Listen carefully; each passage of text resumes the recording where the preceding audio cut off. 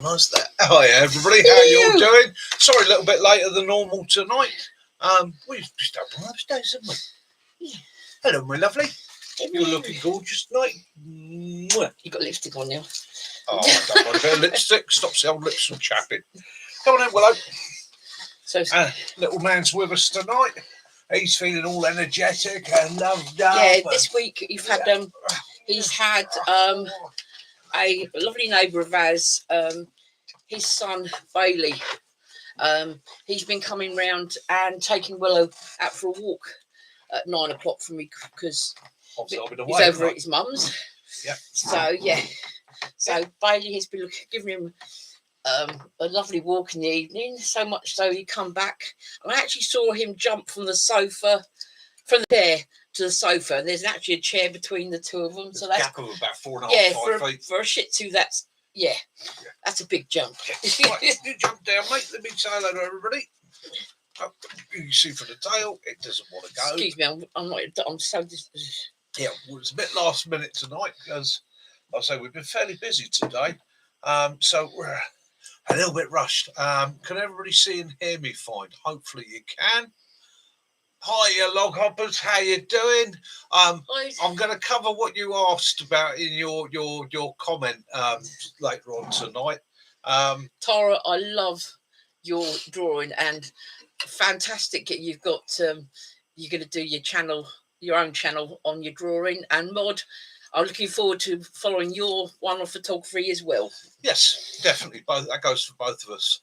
Jess, how are you? Hope you're good. Max, hiya. Jason, how's everything out there? Wiggles Way. Hopefully all the fires have gone out Wiggles Way. How you doing, Hi, mate? Simon, cheers, brother. Thank you very much. Yes. I'm frozen. Would you like mango or cherry? Oh, the mango, please. There's mango. Yes. Tonight we're both on the Koppenberg ciders. Why? Because it was cheap. They were doing a deal. That's right. My phone suddenly froze. I'm seem to be. Can we just have a look? No, I'm that way. Yeah. There we go. That way. One mango cider for my lovely Kaz. Thank you. And I'm on the Koppenberg cherry, which is a new one for me. I've never tried it before. I do like a bit cherry normally. Yeah. So I have those. I'm rather partial to a Koppenberg, and at the moment they're £1.75 at Morrison's. So. Yeah. So Morrison, my local Morrison's at the moment, the Koppenberg mango and the Koppenberg cherry are £1.75 a bottle.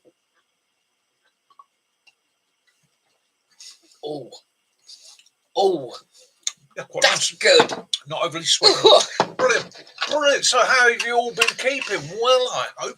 I'm sorry there wasn't much up this week and I haven't put anything out for the members. I really apologise. That will change this week coming. I've got some plans. What can I say? Let's just. It's got more tests again tomorrow. Yeah. And then you've got a test next week. And then 3 days later he's taking blood. I should tell you, take much more blood out. There's going to be nothing left. Beer's coming on, as you can see. Yeah. So get ready for my winter coat. It's all planning. Kitten, how you doing? I hope France is lovely. Max wants to know. Anyone know who makes an ammo box stove? Ammo box stoves, awesome. If you ammo box stoves are quite simple. Okay, Max. There's loads of videos, aren't there? Yeah, there's loads on YouTube. The only thing I will say about an ammo box stove is they're quite small. And if you're going to go up a size to, say, the 50 cal, the walls aren't quite as thick in that. So that they tend to distort. But something like a 7.62 caliber box, I haven't got one up here at the moment, they're in the shed. That's the sort of thing you want. Hi, Kitten. I was talking to Portia just now. Well, yeah. I had a text from Portia, with the camping for Lockdown. Oh, wonderful, yes. Wonderful. Anyhow, so Kitten's in France. Yes. Bonjour, monsieur. Bonjour, monsieur. Le fromage de tout. Come on to bell too. Yeah. And all that malarkey. Yeah. Allez-vous, my cuppa. Hi, Benny.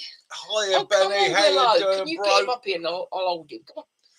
Editing, excellent, Benny. That means there's going to be something up tonight for us to watch when we finish on this. So,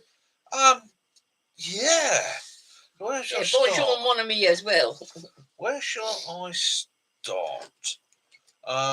It's usually at the beginning. It's a good idea. Yeah, Otherwise, you the skip beginning pages is and usually it's the just, best. you get lost. Best place, isn't Come it? I'm gonna have to swap glasses because I'm gonna need reading Can you glasses. give me the twig face because he's Twig. bouncing on me? Come here.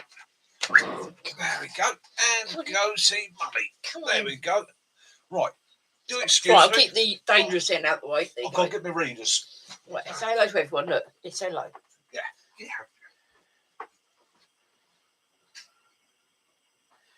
Hi, Island Jason.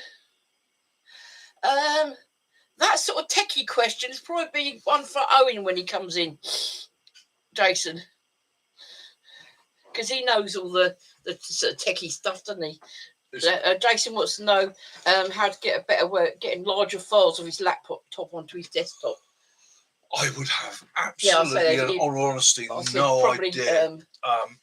But I'm pretty sure there's going to be somebody out here within the community that can probably give you some advice that way. So yeah, he's got his name on it.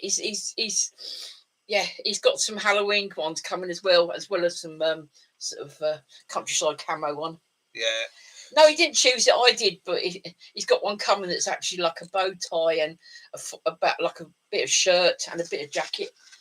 Why have you got your dangerous end under my armpit? Ew. Because he's got the nice end up near Daddy. Oh yeah, he's missed Daddy. Yeah. Fun in the front, pie at the back. Yeah. So I was going to cover tonight is frets and risks. Okie doke. So. And this all come about through a conversation with my mum. We were walking through an area, and there was a chap looking a bit dodgy, and I sort of just whizzed around the other side of my mum, got between my mum and him, lifted my shoulders, braced myself up a little bit, stared him in the eye, and it was me assessing. Didn't like what I was seeing as we were approaching. He was being very loud. No, my mum. She wouldn't take no messing, but get between. I'm more capable of dealing with things. So we were walking on. My mum said, "I saw you react to him long before we got to him." And I said, "Yeah, that's situational awareness, Mum." And it got me to thinking: situational awareness. Whether you're in a survival prepper, whether you're just going camping, whether it's day to day, is probably one of the most essential skills that you can actually teach yourself in your free time, that you can pick up, that you can practice, that you can pass on to your young ones, your partner, your friends. And situational awareness, I'm not talking necessarily about walking around full plate armour, tacked up to hell, carrying your M4, your SIG under your arm and all the rest of it. What I'm talking about here is, it can go like that. Situational awareness is a way of hypervigilance. Yeah, it's a way of perceiving your surroundings. Yeah, it's a way of perceiving your surroundings. So he goes in somewhere, and we always sit with our back to the wall, and he always makes sure he knows where all the exits and that's it. Weather and your environment. So those are all things that can be for you or against you.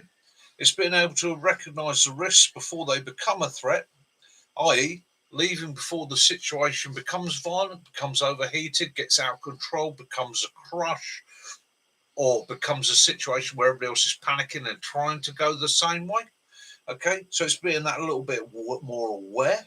Okay, and it's also learning how to remove catalysts. If you see somebody's getting heated that you know, and you can see because you've got that situational awareness that that's not going to be a good move, you can get your friend away, control things, get the fire under control, throw water on it, calm things down long before they get out beyond your control. All right? It's a constant monitoring of yourself as well as others, and it doesn't always mean violence. It can cover your physical and mental well-being as well. So again, when I talk about situational awareness, personal situational awareness, I've got a bit of a hot spot in my boot. I think I need to sort that out. My breathing's getting a bit laboured and I'm feeling chesty. I'm going to need to find somewhere dry, start sorting myself out. It's that as well. Mental condition as well. Know your mental condition, which is a hard one to work for yourself. But if you've got loved ones and people around you and you're feeling a bit uncertain or concerned, share it with them. They can help to keep an eye on you. Okay, they can help to balance things out and maybe adjust what's happening around you to put you into a better position.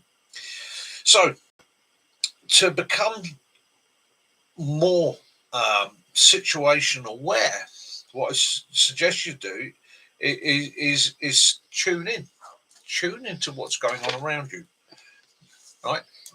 And there is a massive scope to this, and it is huge for guys like Mod and Tara who live out in the wilds, to guys in the military, to guys in the scouts, to fishermen, to anybody that spends a lot of time outdoors. Tuning into the environment's a natural thing. Farmers, you can look up, see what the clouds are doing, see that the wind's changed or the direction it's coming from. That's going to tell you what's going to happen soon. The wildlife, watching the wildlife. This is something I picked up on years ago. You suddenly see flocks of birds heading in a direction, right? And I mean not just one flock of birds, many flocks of different species all heading in one direction. You've either got a fire or a nature's event coming your way. They're sensitive to it. They tend to move on, okay? Wind, noise, all those things, learning what those things are in your environment, your area, learning what they bring to you. I know an east wind here brings me cold in the winter, brings me wet in the summer. I know a westerly wind brings me wet in the winter, but milder air. I know a southerly brings really mild air, and I know a northerly is going to be wet, miserable, and horrible. So again, that's sort of tuning in for situational awareness. But it also comes with a caveat and warning. These things are worth practicing. They're worth teaching your family and your friends, but beware. Don't allow yourself to become hypervigilant. Hypervigilant can lead to paranoia. It can lead to you not resting. It can lead to you suddenly being on edge all the time. You've got to take it to a point where you are in control and aware and relaxed with that, and not to a point where you're constantly cocking and making ready. Yeah. PTSD. Yeah. So what's a threat and what's a risk? This is your first thing. Right. So a threat is a potential negative event. Okay. It's a potential negative threat. Anything that is negative. That can be, like I say, weather, people, whatever. It can be anything that's negative. The risk is how much damage is this event going to do? So really, at the end of the day, that's the two things you're looking for. You're never going to rest if your brain is constantly looking for that threat. Yeah. So we look for the threat first, then we risk assess it. Okay, tide's coming in, but I can walk off the beach, or tide's coming in and I'm not getting off the beach.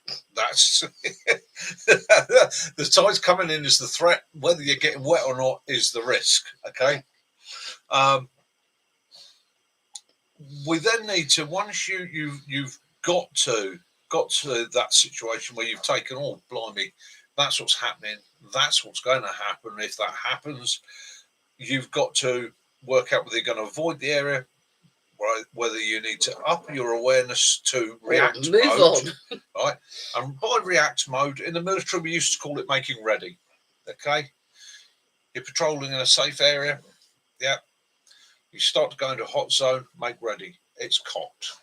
Okay, you're ready to react. Okay, that sort of mindset. So you leave your making ready or your react mode switched off basically till you need it, but you're just constantly absorbing everything around you. Right? This is a military mindset, but it does apply to non-violent situations. It means knowing the conditions about you around you are about to change. Yeah. And this can be in a prepping a survival situation, knowing that the weather's going to change, knowing that I need to stop, put up shelter, organise myself before I get wet, before it turns windy, before the temperature crashes, get off the hill into the valley, and so on and so on and so on. It might mean it's as simple as treating that sprain or that hot spot in your foot before it becomes worse. It's situational awareness, okay? That's personal situational awareness. A lot of folks already have great situational awareness, okay? In fact, majority of you do. I know the majority of you walk into a woodland, you're looking for the widow makers, okay? You're checking your oil. You're not one of the living dead that you usually see out shopping like the weekend. That's it. Just wandering around aimlessly like some living dead. Yeah. Mm. You check the oil on your car. You check the water on your car. Your tyres. Check the tyres on your car. Yeah. Situational awareness. It is being aware of what could be a threat or a risk and getting ahead of it. You could say that as well about checking your cupboards and making sure you're not going to run out of food when you can't get any. Putting a map in your car, that's just lifting it to another level, isn't it? Yep. Okay. So, how do we do this? So, the easiest way is to apply to you what I was taught many years ago, and that is train your brain. Okay.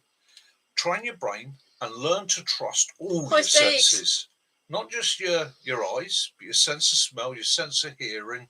Okay, you feel the vibration, how you're putting your foot down as the ground getting soft. Learn to trust all your senses, and that comes through practice. Okay, observation skills, okay, are about learning to spot details by being a lot less focused. Hey, Mickey. Hey, Mickey, that sounds a bit arse about tit. Well, I'll tell you what it's about. Most of us, our eyes, we're human, our eyes are on the front. Most of us focus like that. You walk into a supermarket, you're going in to get a tin of beans. What are you looking for? The beans. You're only looking for the beans. You go straight to the beans, you pick the beans up. I'm looking for the till. Straight to the till. Okay. Go in looking for your beans, but instead of focusing primarily on the beans, relax your visual focus. Okay, and when you relax your visual focus, what you tend to do is widen out your peripheral. Then you start to notice things on the edge of your vision. Like the all-day breakfast. Yeah, like the all-day breakfast is down to 50p a tin. Wow. I'll have a couple of them. Yeah, especially they need £2 now. Yeah. So by softening your focus, you're taking in more information. Now you've got to trust your brain. You've got to trust that little bit at the back of your brain, that subconscious section, to help you. I've done this in many years. I've done it in a lot of my hunting. A lot of my hunting was in open heath that used to get covered in bracken. So I'd have to look at a large area looking for the game. So it means sitting back. Now, if I sat there squinting, peeking at it like that, it's not so effective. But if I relax my focus and sit back a bit more, what would happen is my peripheral vision would pick up on movement. Then I can go into honing in mode. Other things you can do. It's like when we went up to go and see dolphins up at St. Beeves. Your brain tells you there's something moving, but there's not. But if you sort of relax it back, then you'll notice the actual movement, and you might see a dolphin or seal.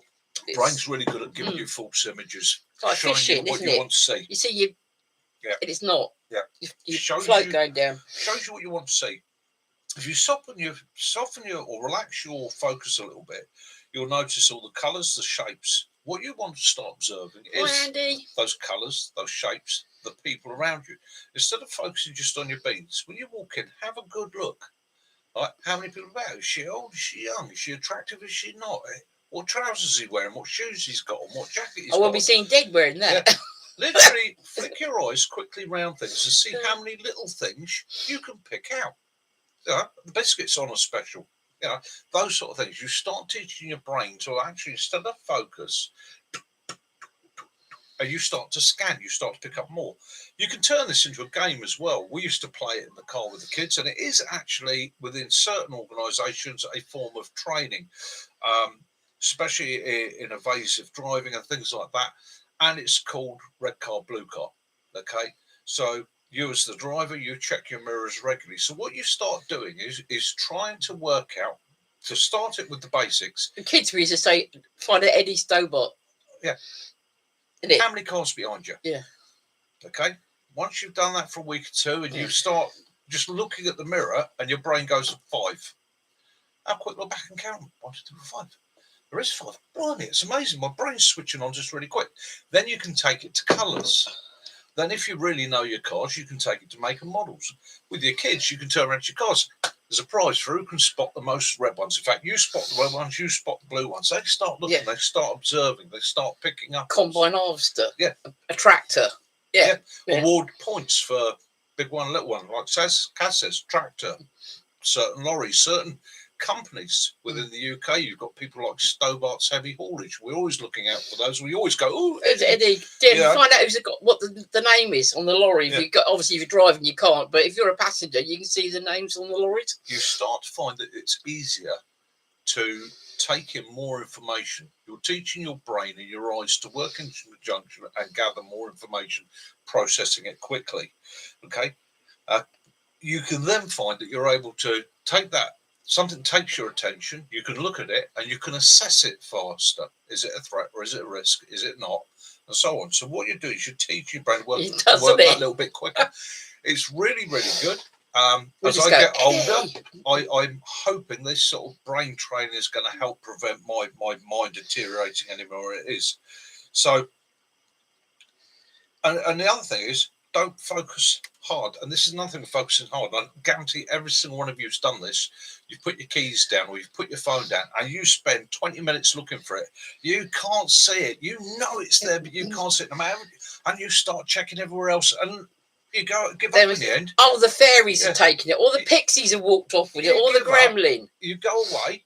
You go do your shopping. You come back. You walk in and there it is, right where you were looking.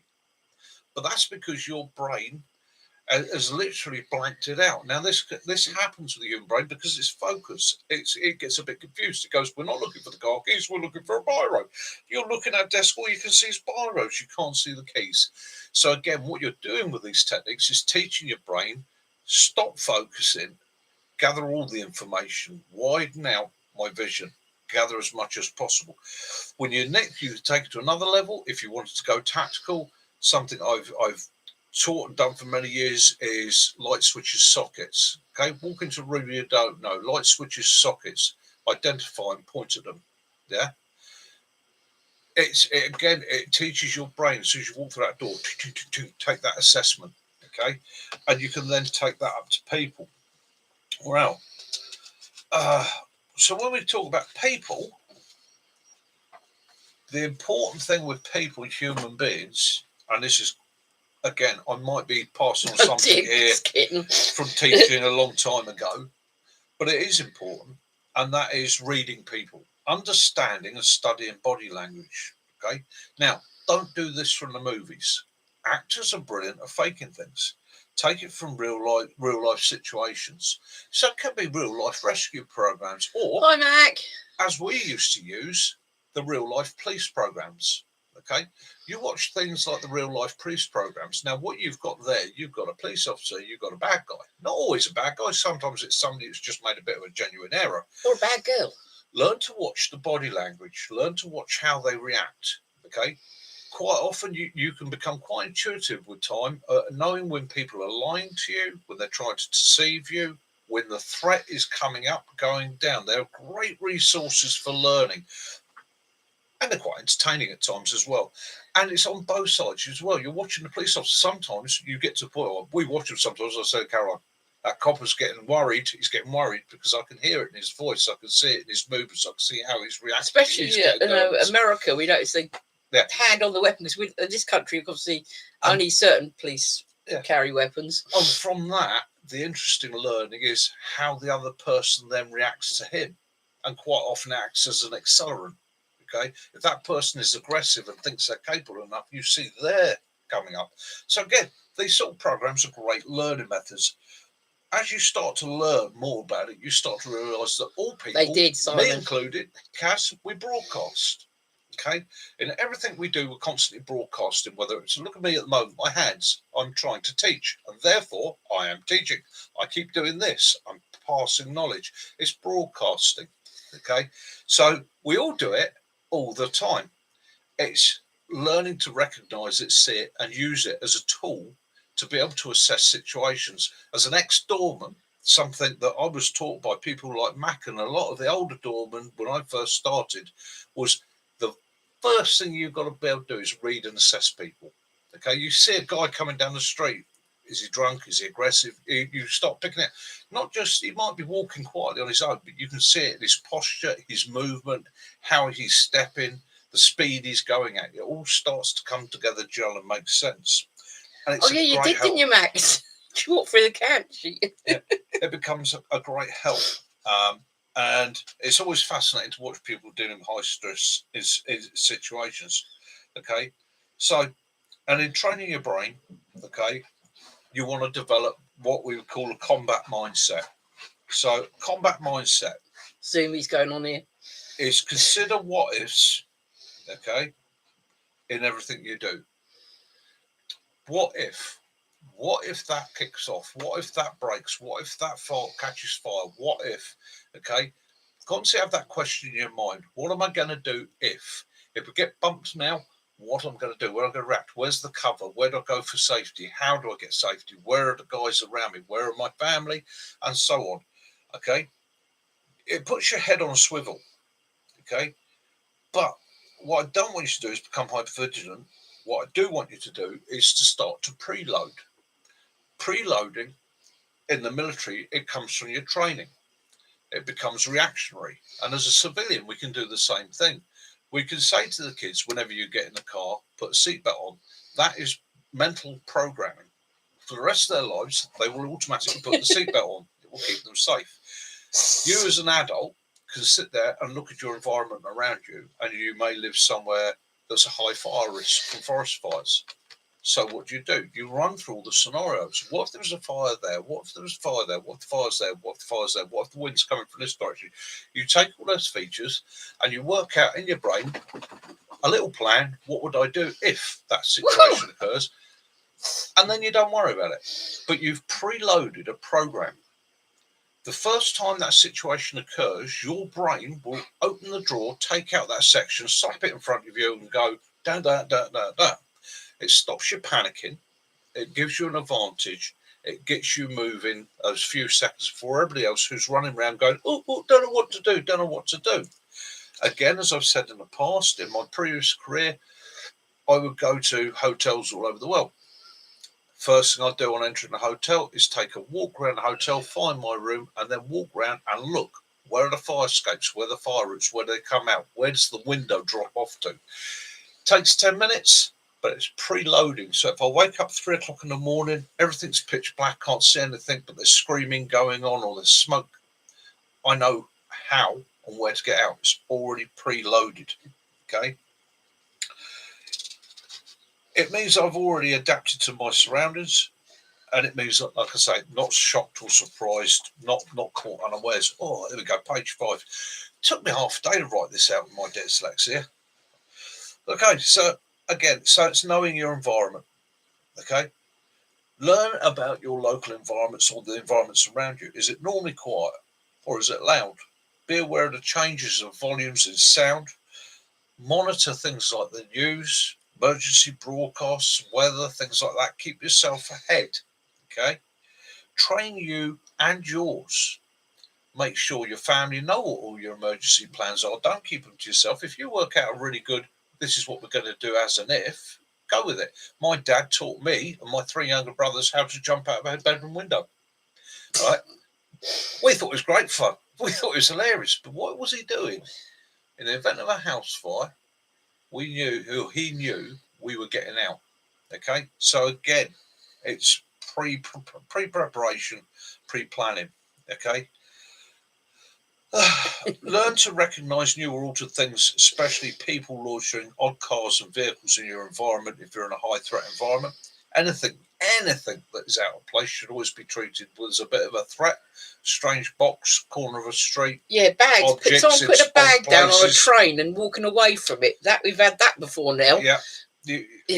Poor Kaz, I'm a bit hypervigilant, so I grab her sometimes and go, "Nope, we're going this way." Luckily we got off the next station, but we did tell the guard. I told the guard, yeah. Yeah, that this person had put a bag up above the seats and then moved about 4 or 5 rows away from it, where they could have sat where they put the bag or put the bag above where they were. Yeah, so don't be a hero as well. Okay, nobody likes a dead hero. Get to know your neighbourhood. Okay, I'm saying become Mr. Nosy, but get to know your neighbourhood. Who's in your neighbourhood? What happens in your neighbourhood? Practice your drills with your loved ones. Play games with the kids. Like I say, red car, blue car, things like that. All helps with their observational skills, and it can make a boring journey go a lot quicker. Trust your pets. Yeah. Trust I don't know, with pets. dogs, Willow, cats, dogs, cats. Even small pets. If they start even acting birds. weird, birds. There can be a forerunner to something happening. Animals pick up on these things a lot quicker than we do. Their senses are a lot more attuned to their environment. Okay, you can practice your anti-surveillance drills. Again, doing the car thing. If you suddenly think, "Hello, I'm being followed," Okay, you can start making turns and the rest of it, but make sure where you're making the turns aren't dead ends. Make sure that you know where you're going, or if you know the local area, head for the local police station or somewhere that's highly popular or populated, i.e., somewhere that's really busy where there's loads of people. Hopefully, if you needed it, somebody would come to your aid, and it might deter somebody from attempting to rob you, steal your car, so on. Simple things: lock your car when you start moving.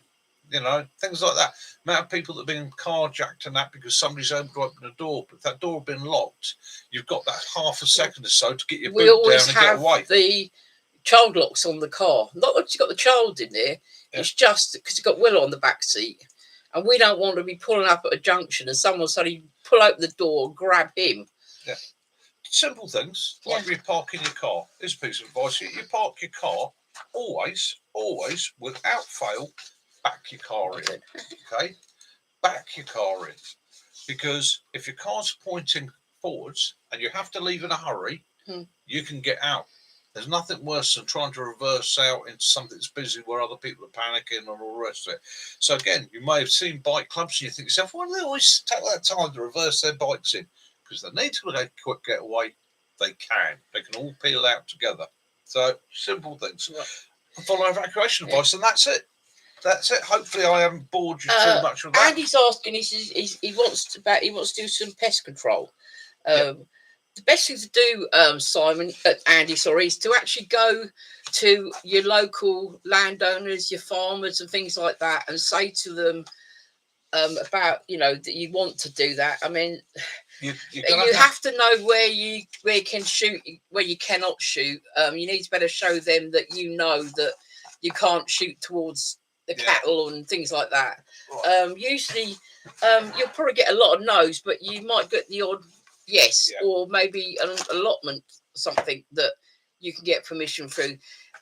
Once you've got one, then you can sort of say to them, I do it here, but it's mainly just being able to do it safely and find the right person. Like I said, you go to local owners, maybe even people with on these with storage places.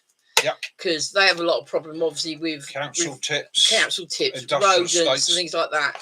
Andy, my best advice to you, right, and it's obviously you want to get into your shooting, so my best advice to you is to start with the small things. So, domestic insect and pest control courses. They start with a one-day course. They're inexpensive. Okay, you get into things like vermin, wasps, bees, things pigeons like that. And rabbits. Yeah. But if once you've got that, that gives you your foot through the door, especially when it comes to things like industrial complexes and that. And then you can sort of step in and move up.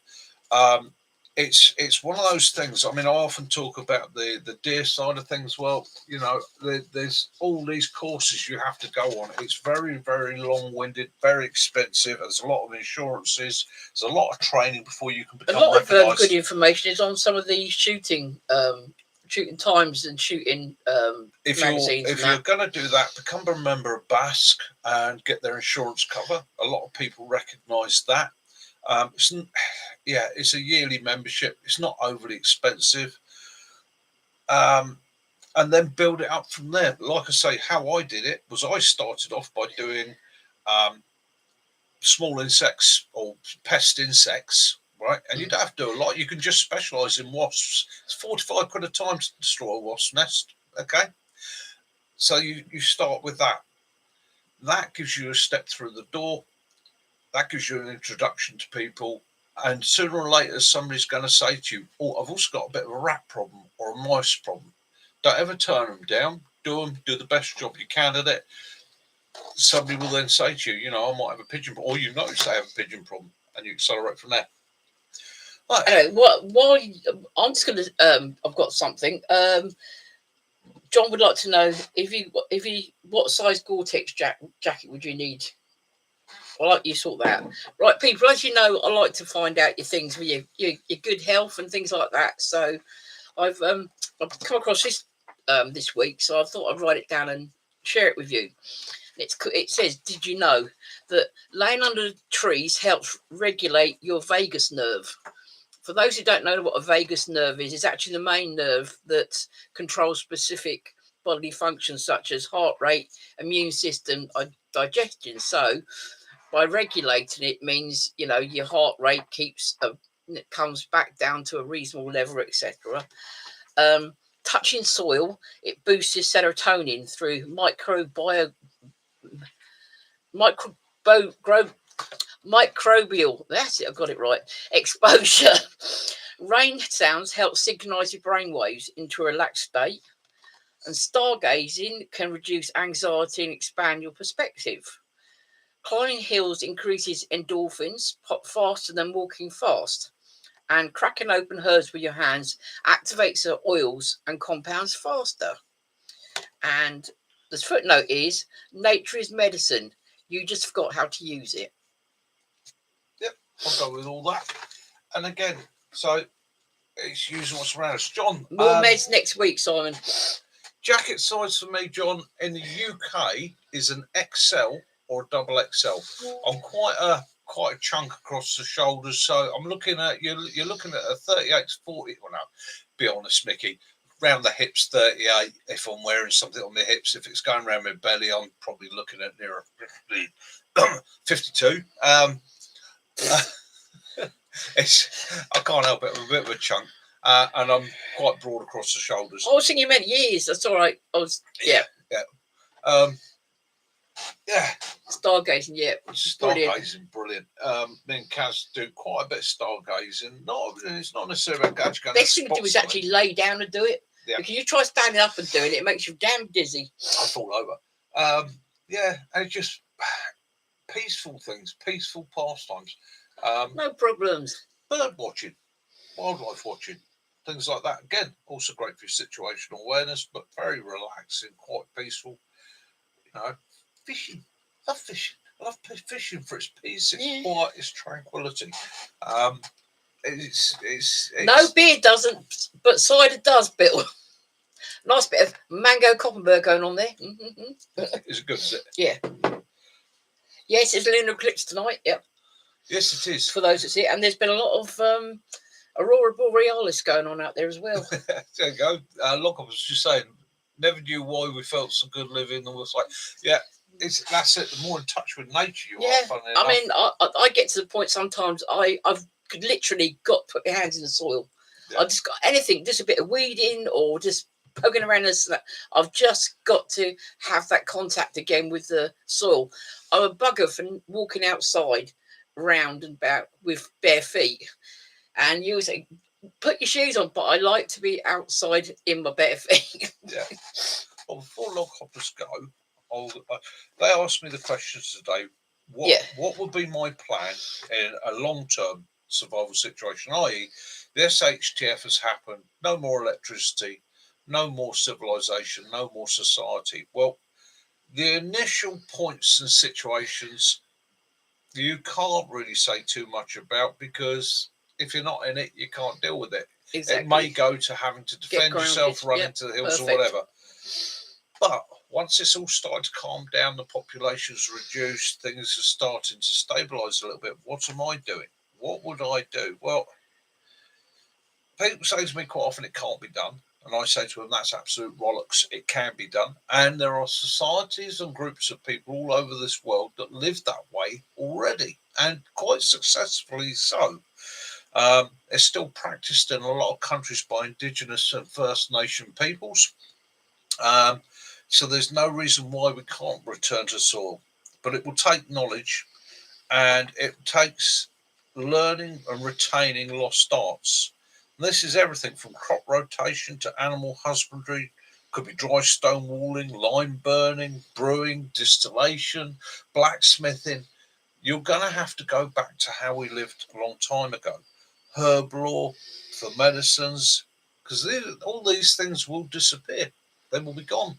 Within 5 years, there will be nothing. So you're going to have to learn to be able to work with nature instead of fighting against it.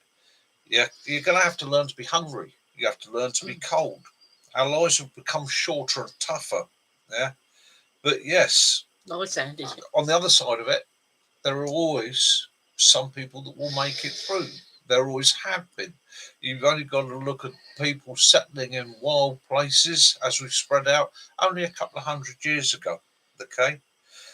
It takes knowledge, it takes planning, it takes resilience, it takes a hell of a lot of luck. If you're really interested in what I would do and being serious and sensible about it, what you need to do is look at people. You've got YouTube, you've got resources. Look at people that live subsistence lifestyles. Look at people like the log hoppers. Okay, look at indigenous cultures, First Nations, and how their life practices work. Okay? We're trying to learn from you, it. Simon. Stick, sorry. Anybody can do it. Right? In today's world, learning is easy. The info is out there. You've just got to go and explore it for yourself. Me, what am I doing? I'm going full medieval. Okay? I am going to go full medieval, but with the advantage of modern knowledge. Okay? We understand viruses, bacteria, water needs, water safety, purification, and sterilisation, and so on. Okay? We should as much keep the knowledge of those things alive and make sure we can pass that on to future generations, right? Because it only takes one generation to lose knowledge. It only takes the last guy that knows to take it with him to his grave, and that knowledge is gone forever. So if you're looking at being a survivor, one of those things is to learn from our ancestors, carry it forward, pass it on to your young, and so on. That's how we've got to where we are today. Okay, the good advances in modern knowledge, you need to carry with you and make sure they're passed on, so people don't fall into the problems that we had 300-400 years ago with disease, crops, and so on. Me, I'll be farming. Okay, I'll be starting small. Okay, but it's what my ancestors did. Okay, farming. Oh, in fact, for thousands of years, farming, hunting, fishing. Okay, hopefully able to build a small village, a community of people that you can trust to push on, reinstill a little bit of civilization with the knowledge of what's right and what's wrong. I mean, after all, you've got to ask yourself 3 questions if you're really looking at this. And this isn't me having a dig. This is me just asking 3 questions to those. A lot of the survivalists I meet, I'll ask you 3 questions. How much supplies do you really have? How long do you really want to survive? And would you really want to be alone forever? Answer me those 3 questions, or ask yourself those 3 questions truthfully.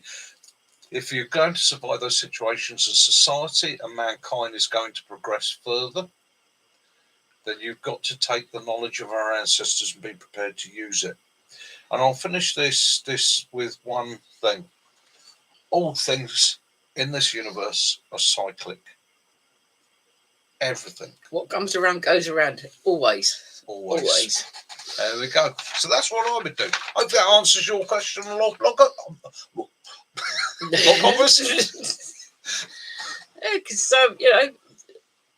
we're looking back to, we've gone for the different power sources, and now we're trying alternative ones, and for cleaner stuff, and we'll just see. It's sometimes you have to just take a step back and rethink things, don't you? Tune into nature, haven't you? It's nature is our one constant, and as much as an enemy, she's an ally. If you tune into her,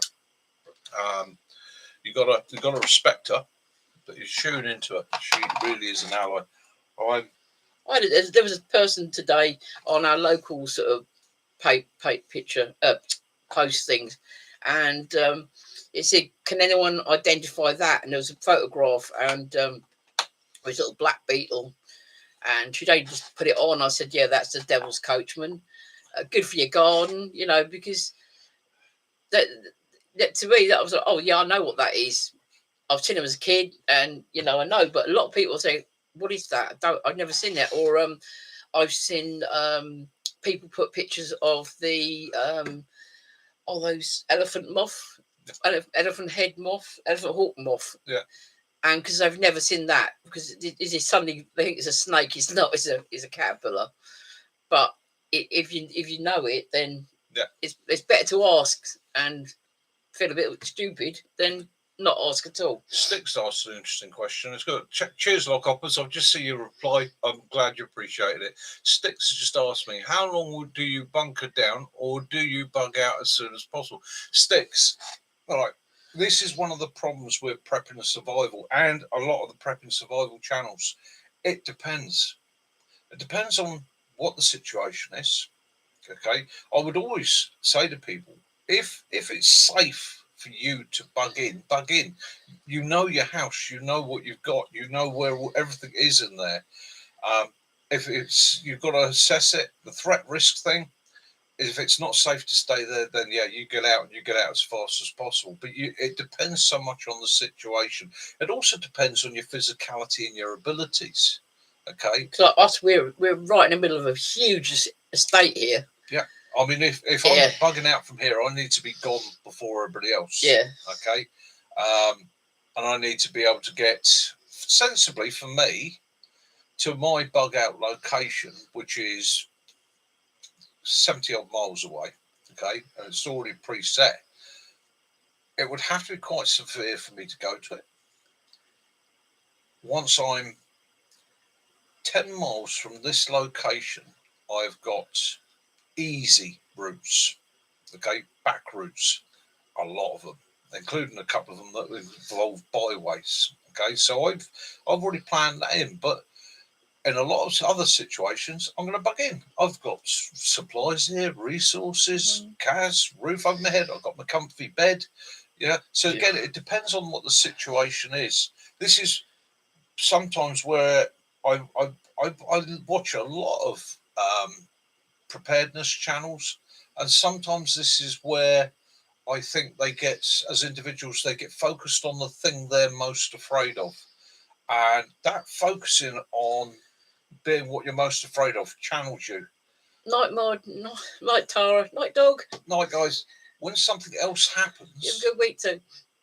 You're thrown. You're absolutely thrown. So you're actually far better off multiplying, looking at various scenarios and situations and adapting your plans so that they spread like roots from a tree out. You are the stem of the tree, but the roots go in many directions and you can follow whichever one you need for the situation you're in.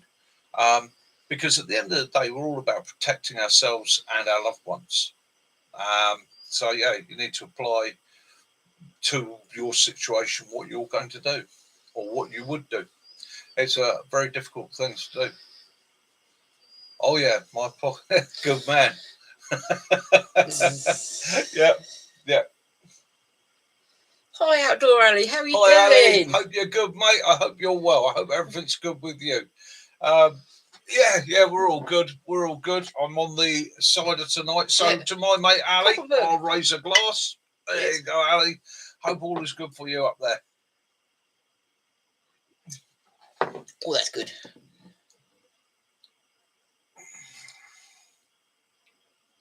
All right. John's found out what that critter I did from the lake. The conservation ranger said it's an Alabama fox squirrel, long white or grey body with a black face. Not super rare, but it seemed to. Yeah, that's mad, isn't it? Yeah. Bushcraft Sussex made 3 gallons of cider so far. Ooh, good man. Yeah. Good man. And that's an essential trade. Okay. I know, you're right. You had to go to Ali had to go to hospital. Oh, Ali, I hope you're all right, mate. Hi, Andy B. Oh, there's nothing too serious. 3 Scots in the chat. Yeah, Jess. Yeah. You guys are taking over. Come south, conquer. I think is it Bournemouth? They had a huge thing wash up on the beach, and actually turns out it's remains of a fin whale. And as you know, the fin whale is the second biggest whale compared to the blue whale. Yeah. And and they've fin whales have been seen off Plymouth. Yeah. Today. Well, Ali, if your phlebs are swollen, mate, what I suggest you do is massage them gently and have a glass of the old golden liquid. That'll help. Phlebitis. Sorry, I'll look that one up in my medical dictionary later on. Another 6. Oh, something to do with your veins. Oh dear. Oh no, mate. Oh no. Oh no, that's not good. Well, Sussex, at least you're putting all those apples to good use. Ali, yeah, stay hydrated, mate, and rest. Don't do anything too severe until you've seen the doc, seen all the medics. Definitely don't get out in the wild with your own brother. It's a bit less than DVT. Oh, nice. Hi, Portia. Not good. Paula or Portia. Yeah, how you doing? Hope you're good. Oh, do excuse me. I nearly swallowed a nicotine pouch. Touched me on the tonsil. Oh, yeah. I'm saying nothing. Norfolk. Oh, she's gonna be down near Max. Oh, Jess, you like Norfolk? It's very flat. It's very nice there. We've been with Norfolk. Not too many hills. We went to because I really like photography of old churches and that. It's a stone and the woodwork I like most, and we went to a fantastic one not far from Holt, and that was it had all the old skull and crossbones on the tombstones, a bit like very sort of 18th century. Yeah, it's very nice there. Ali, sounds like your doctor switched on though. You've got a picture of a campfire as your screensaver. Yeah, you've got a good doctor there, mate. It's talk about rubbing it in though. Yeah, I invite him out on a camp. You never know. Get him on side. Yeah, it's always worth having. Yeah, selecting people for your community that have got certain skills that might be needed one day. Yeah, take it easy. You got a pre-test tomorrow. Oh. And then the 15th, he's got this last one with bloods, and then the 18th, it's if you've got any kids present, I'm going to give you a 30-second warning now to stick your fingers in their ears. 29, 28, 27, 26, 25, 24, 23, 22, 21, 19, 18, 17, 16, 15, 14, 13, 12, 11, 10, 9, 8, 7, 6. 7, 6, 5, 4, 3, 2, 1. You're not doing a roadside sobriety test, you know. They're putting another camera up the willy. There you go. It's out there. It's out there. My dignity is gone. Yeah. You have my dignity in your hands. Tonight on Prime Video. Mickey's Giblets. Yeah. In panoramic view. Yeah. Full 3D. Yes.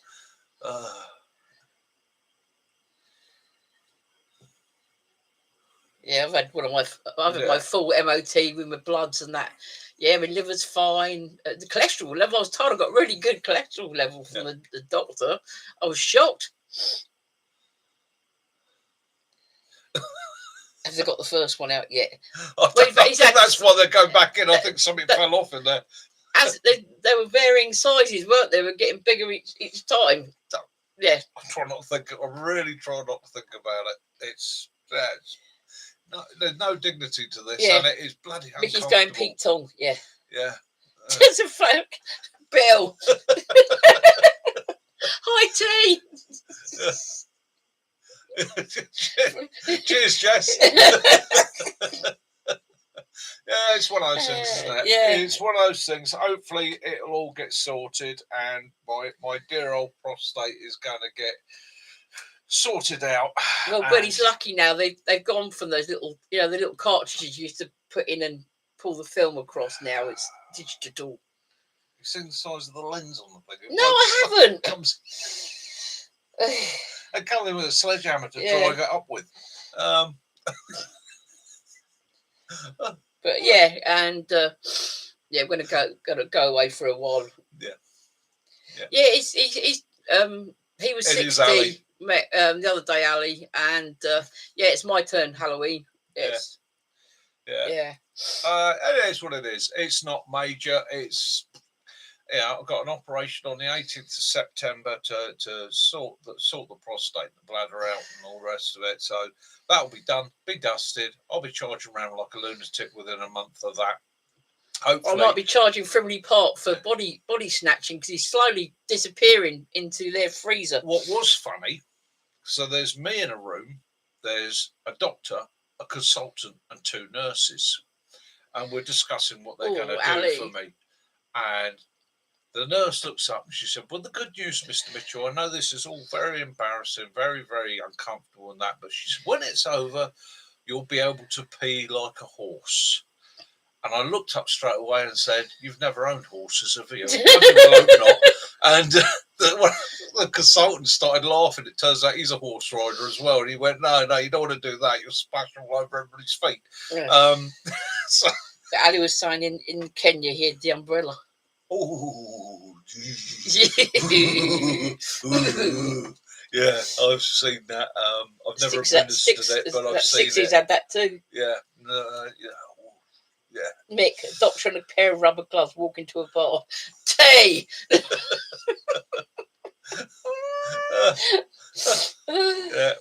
it's one of those things. It all comes. I mean, I have had people say to me, my mum said to me, she said, "Oh, you're very open and honest about it. It's a bit embarrassing. Do you have to keep talking about it?" I said, "Why not?"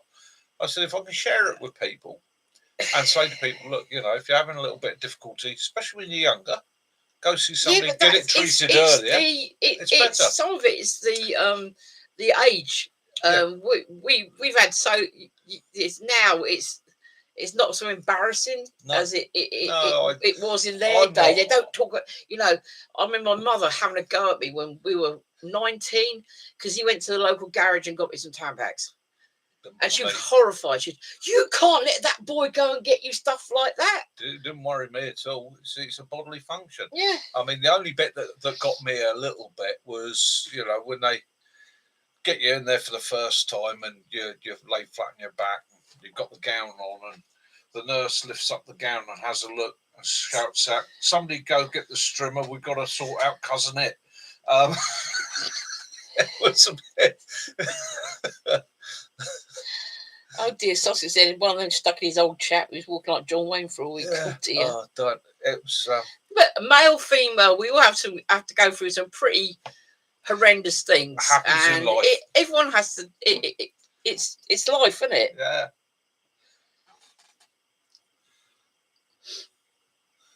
Yeah, it's. When you go back to like the 1800s, your doctor would have to go and watch an autopsy on a body and try and work out from about 5 rows back what it is they're looking at there. It's none of these close up, slides on the wall type malarkey, is it? Let's face it, there was a time when the standard cure for everything was drink half a pint of mercury and eat buttered spiders on toast for the next 2 days. So it's. We're lucky we've come this far, and I'm lucky it's just a minor thing. And again, to all you guys out there, especially you younger guys, prostate problems affect literally 90% of men as they get older. The sooner you catch it, the better. You can take medications like tamalosin if they catch it early enough, which reverses it completely. So again, don't be embarrassed if your flow's a little bit off or a little bit weak for a period of time, or you're finding you're going a little bit more urgently. Just go and see a doctor and tell them you'd be surprised how many people suffer. And your mates have probably already medical noticed blood letting. I know. I had to go the other day to a lady. I did get bloods to check my cholesterol level and my liver, and I'm used to. I was quite ill as a child, so I had a lot of injections, things like that. So I'm not bothered by needles. But I've got this usual. I've got a vein there that is always that's where my blood comes. If they want to get blood, that's where they get it from. She put it in there and she couldn't get it. She was moving the needle round and round and round. I can't find it. And then she tried that one. She couldn't do it. And then she got it through the middle of that one in the end. Oh, I hate that. And it's like golden shot, up a bit, down a bit. Whoever remembers that. Yeah. I could actually see the needle moving around, and it was nowhere near the vein. So got it. I've been known to do it for myself before now. I mean, I've got very poor veins in my arms. I've got quite a bit of tissue above them, but I have on the back of my hand. I've got a cracking vein there, and I can get it to come up really quick and easy. And some nurses. Oh, thank goodness for that. That'll be nice and easy. Thank you, Mr. Mitchell, if you don't mind, because the back of the hand tends to be a bit more sensitive. Burn the bolt, yeah. But I'd rather have one small prick than, Jess. Prolonged pricks in me. Oh, Jess is off. See you later, Jess. Have a good time. Oh dear! You felt like a dog at the vets, did you? The old thermometer up the bum. Yeah. You're lucky, because if I'd been your medic, I'd have probably swapped it for a daffodil just to give everybody a photographic opportunity. But that's the kind of medic I'd be.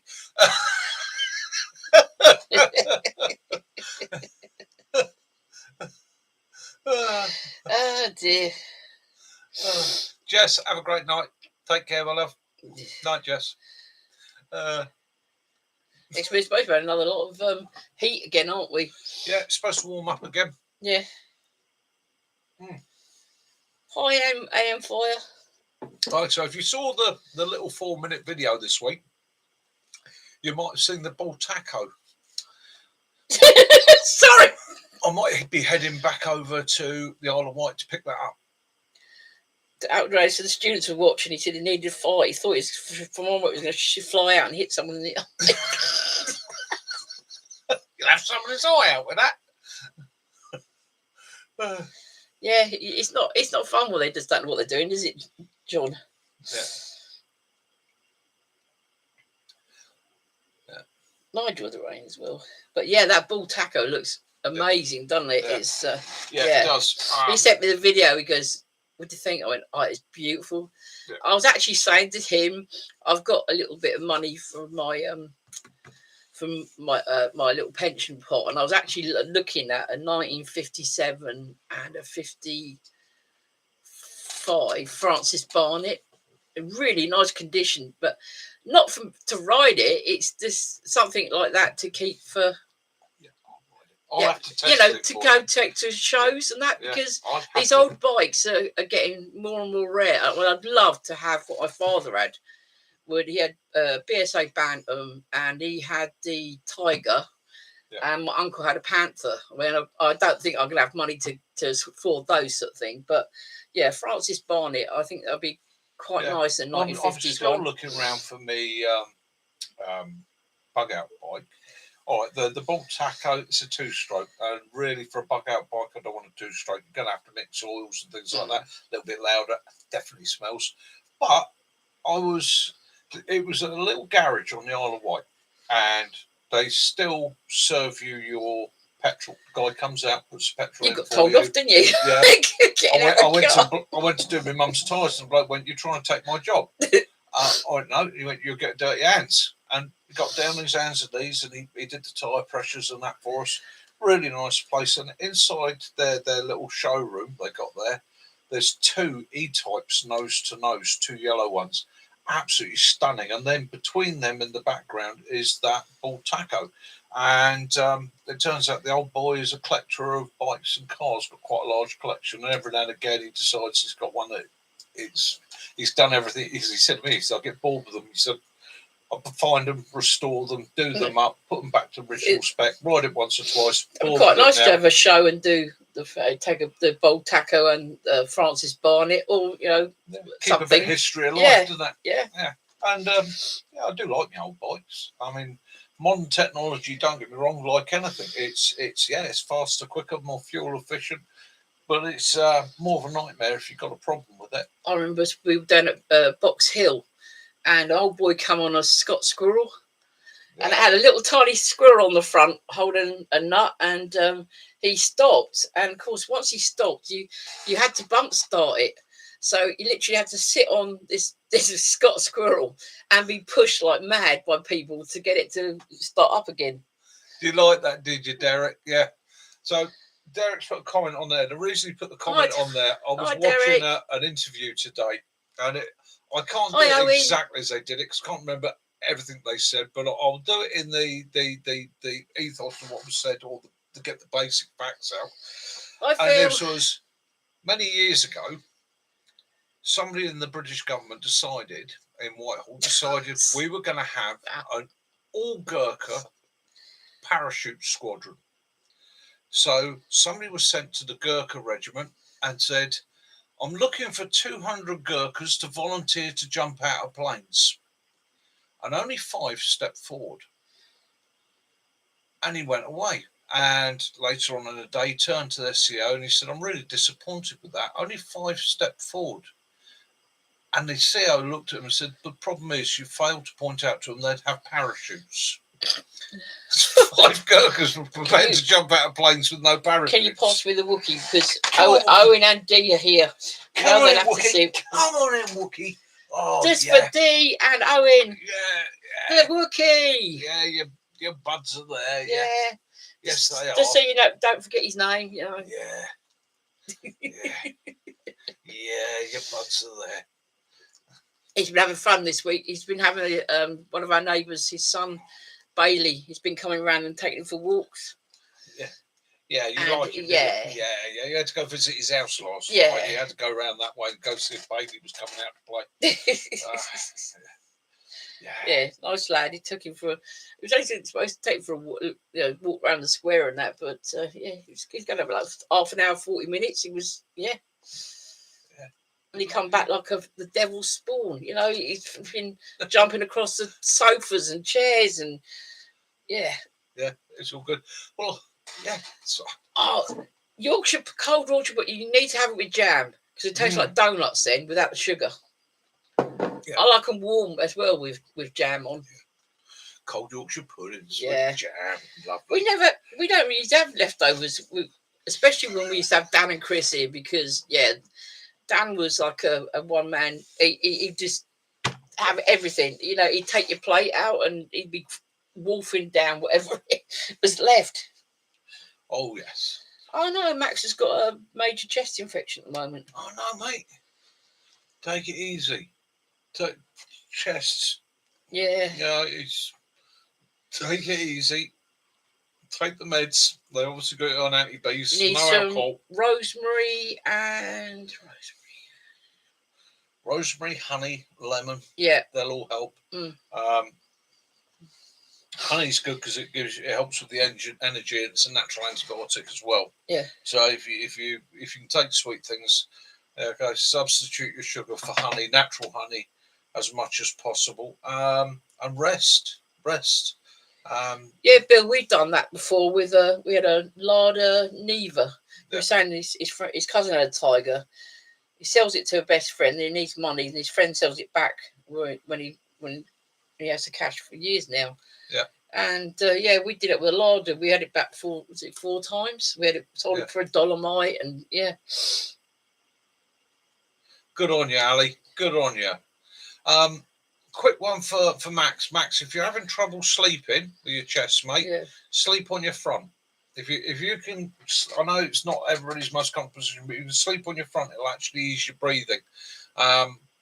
We went to when you have a chest infection, everything tends to sit on the base of your chest or down on the bottom of your lungs, and then when you lay down, if you lay on your side, what it tends to do is all end up in one lung. If you lay on your front, it's actually easier for your body to remove it, and it's also because of the shape of your lungs, it makes it easier for you to breathe. You get a bowl and put some menthol in it, or Vic or whatever. Bit of Ibosol. Yeah.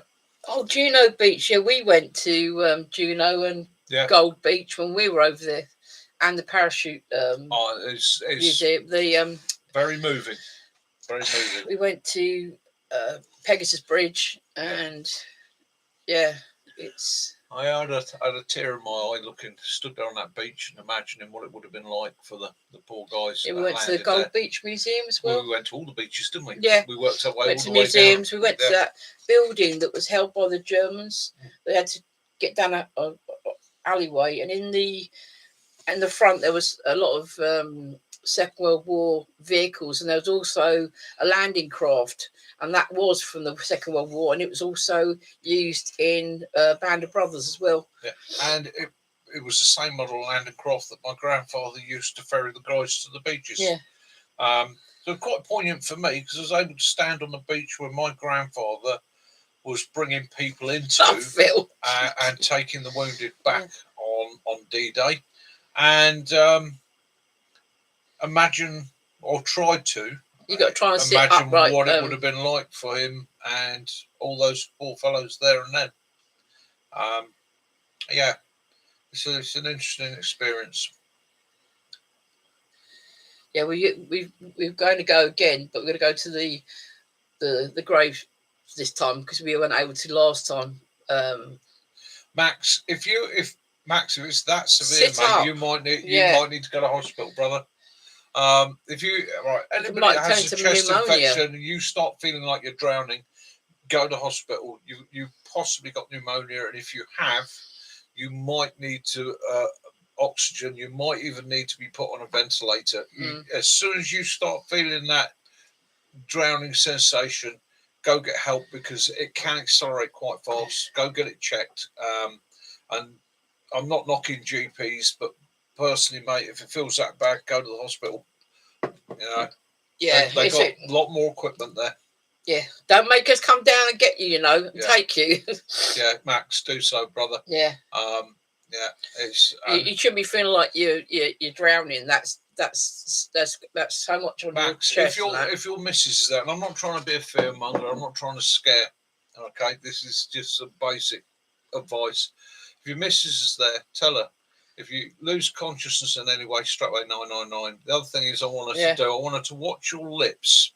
Okay, any bluing of your lips, you need to go get immediate help. Yeah. The other thing you can do is pinch tests on your finger, but that's more about blood flow than oxygen levels. They'd rather you turned up at A&E and find it is cold than you not go and it turned out it is pneumonia, which means a lot harder to shift it.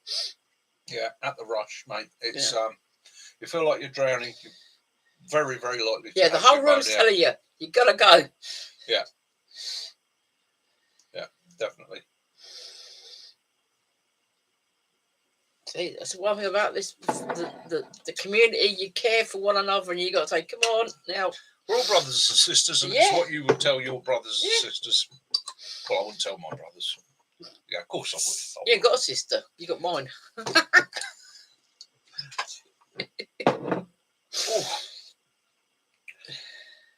Yeah. Yeah, you've got beds, take them. Yeah.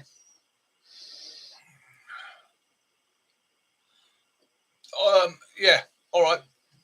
Max, take the meds, see if you feel better. But yeah, just have that emergency plan there, mate. You're a prepper and a survivalist. Make sure you got that. If your missus, because this is one of the things about feeling ill and being ill, quite often you don't notice how bad you are.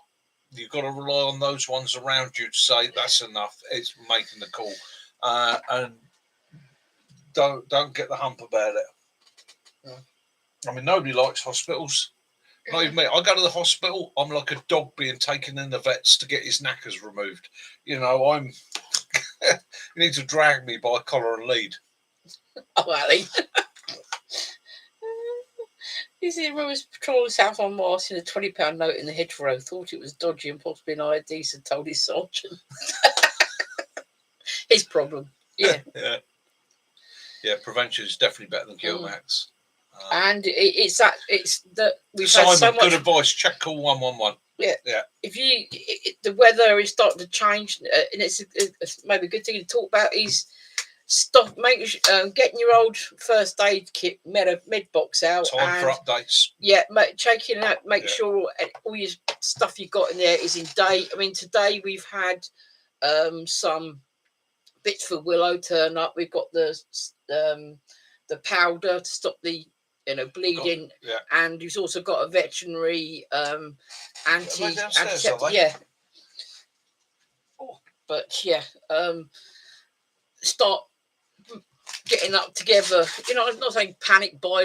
These people start going mad, but go and start getting your paracetamols and your cold flu relief and that.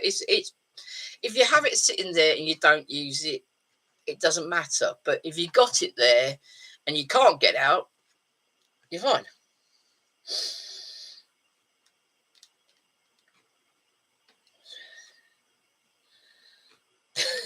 Oh, Harry. It's because it seems like Christmas, we all need our flipping. We always eat too much, so you're going to need your gastric stuff. But yeah, I got these today. I ordered these the other day for Willow to go in his go bag, isn't it? Yeah.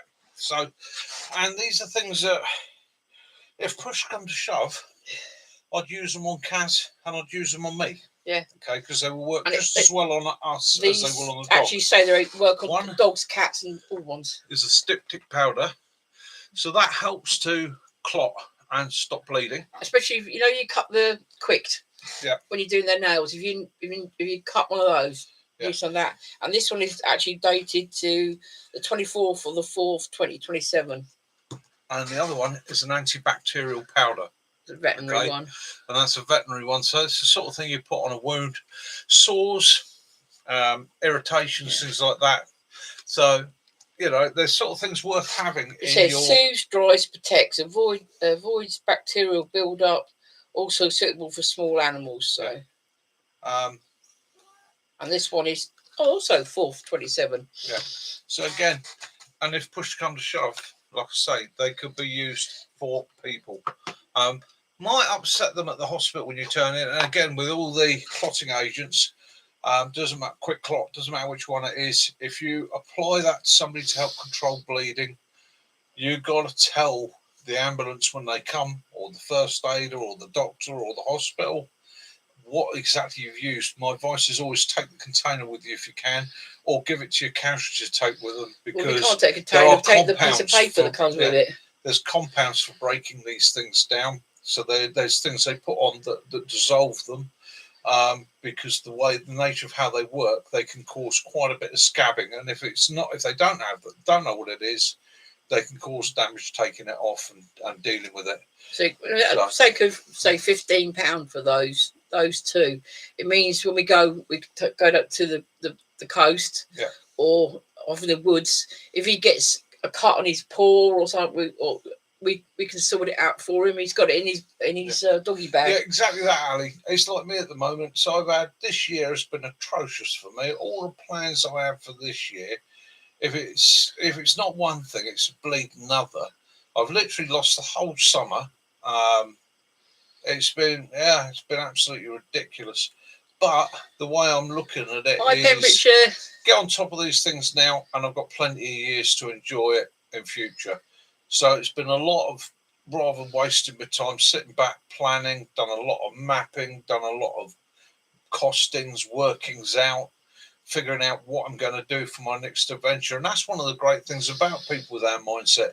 You're a survivor and a prepper. Yes, you get hit by setbacks, but what do survivors and preppers do?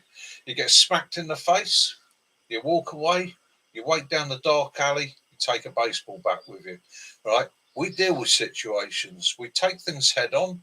We assess it. We deal with it. We look to the future and making things better. Definitely. Exactly. Yeah. Because that's what we are. That's the type of people we are. I mean, we're sliding through September now. It's going to be October. Yeah. And got a feeling it's going to be quite a cold, rough one this year. So. Yeah, as my mum stocking said up the to me, pulses and things like that again. As my mum said to me, she said, "You've had a year, haven't you? The best summer in 25 years, and you missed it." I was like, "Cheers, Mum." But then saying that, hello, like I say, it's get through it, come out the other side. 2025 for me was just little boy. What it was, on the other side of the coin, it's also been a good year in some ways, isn't it? This week we've got our granddaughter's 4th birthday. Yeah. And our youngest son's. Yeah. Can you hear that? Ali, exactly right, Ali. Exactly right. I couldn't agree with you more. It is what it is. Your health comes first. Yeah. We Yes, have a Willow. yes, we've got a Shih Tzu. Yeah, right, Willow's right. joining in the conversation. Yeah, Willow. Yeah, you better come on in. You say T. Come on in. Oh, there you go, T. Oh, it's a bit low today, isn't it? There you go. Yeah. Okay. Let's bring it down a little bit more. Here's the Willow. There you go. You sit on the floor. He likes to have a chat, doesn't you? Likes to have a chat. Likes to have a chat. Yeah, don't you? You little furry swine. Yeah. Yeah. Little toad. Yeah. Oh, it's that time. It's 9. It's It is. It's He's Bailey telling time. me this is Bailey time. This is Dad. I need to go and patrol and make sure the cats are behaving. Yeah. And the squirrels have all gone to bed, and there's nobody out there. Charging rainbows. Situational awareness. So my square. It's a figure of 8 section of houses. Right? There's an alleyway at the far end. That alleyway has no lighting. It's a very, very dark alleyway. Very, very dark. And as you enter it, about 25 yards up, there's a wall in front of you. And Willow likes to go up and sniff the bushes and the grass as you go up the alleyway. And last night I was walking up there and it was pitch black. I've gone from quite a light area into a dark area. And he went rigid. He stopped, went rigid, and just stared into the darkness. At which point I knew somebody was there. So I just sort of stood there for a minute, let him have a look. Oh. And Really? initially I was looking at the wall, but as I looked up the wall, I could suddenly see just the silhouette of somebody sitting on top of the wall. They were just sitting there like that. I couldn't see any details. And I thought, And I just went, "You're all right." Hi, Mick. Yeah. And his voice said, "Yeah, I'm Mike, all right, sorry. mate. Nice little dog." And I was like, "Yeah, cheers, nice." But I sort of lifted myself up. And then another voice in the shadows went, "All right, mate." Oh, bless you, Ali. Cheers. So 2 people in the darkness. My dog told me that they were there, alerted me to them.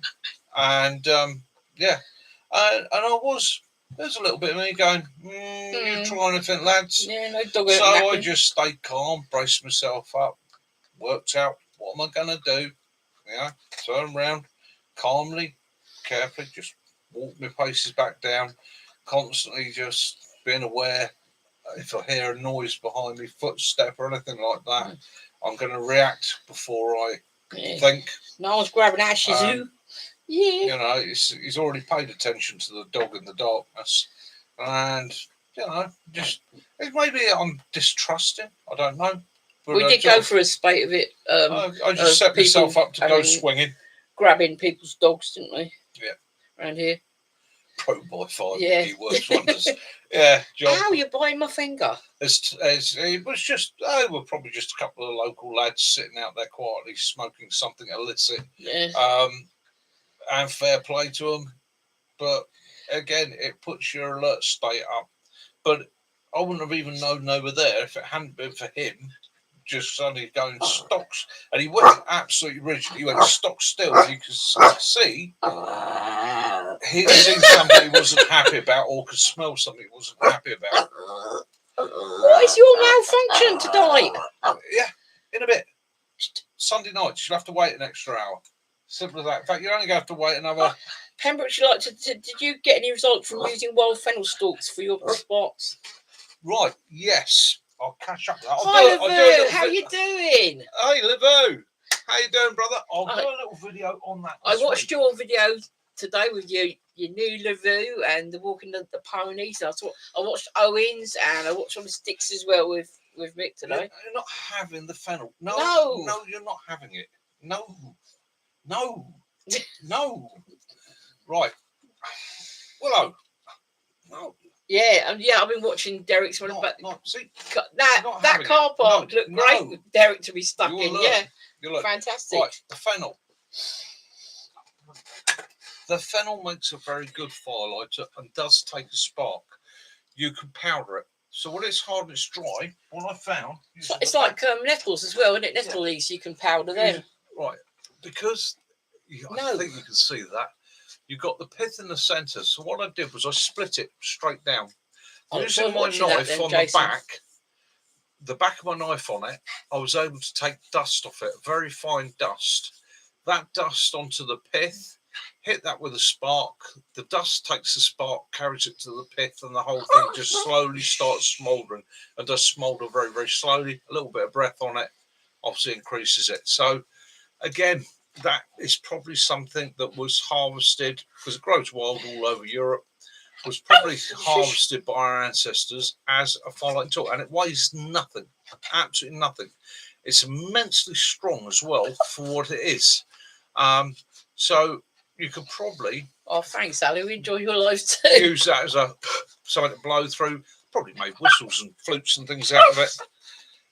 Enough. Yeah, we had our 38th wedding anniversary. Did work well. Did work well. 38 years. The other thing I've 41 noticed now that the fennel is dying naturally and starting to dry out is the top stalks on it are quite fine. So it breaks down, makes very, very good tinder.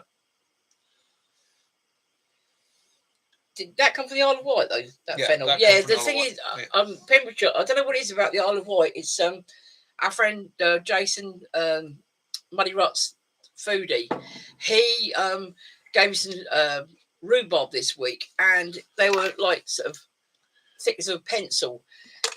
His mum grows rhubarb, and he brought us some home, and no kidding, it was like the stalks with the leaves on. They completely covered the back seat of our car.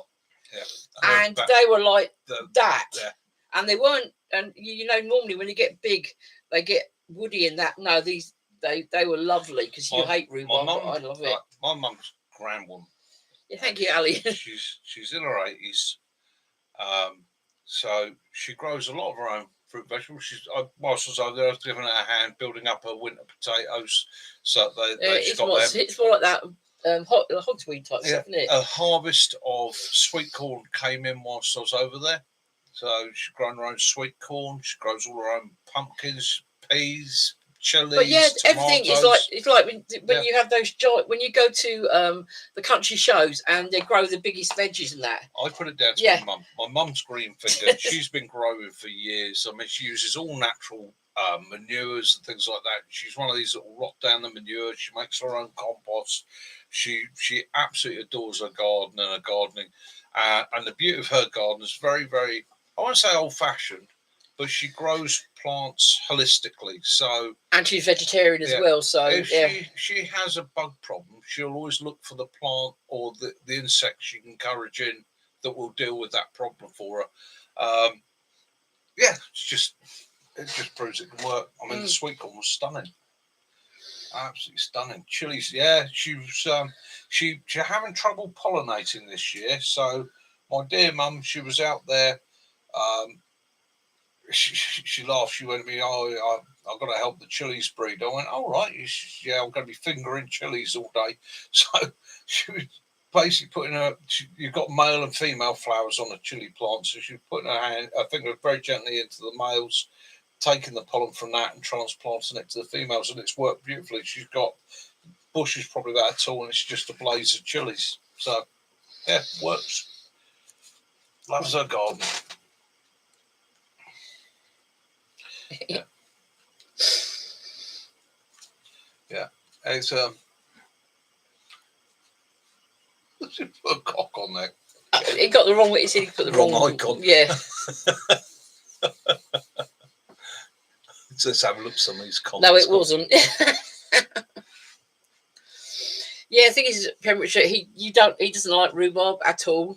So I get to eat all the rhubarb, and he's tried it, and he goes, "No, no."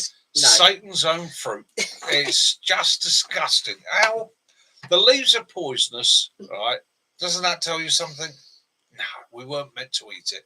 Did you see the chicken in the woods? Or chicken of the woods? I could call it chicken in the woods. It's chicken of the woods.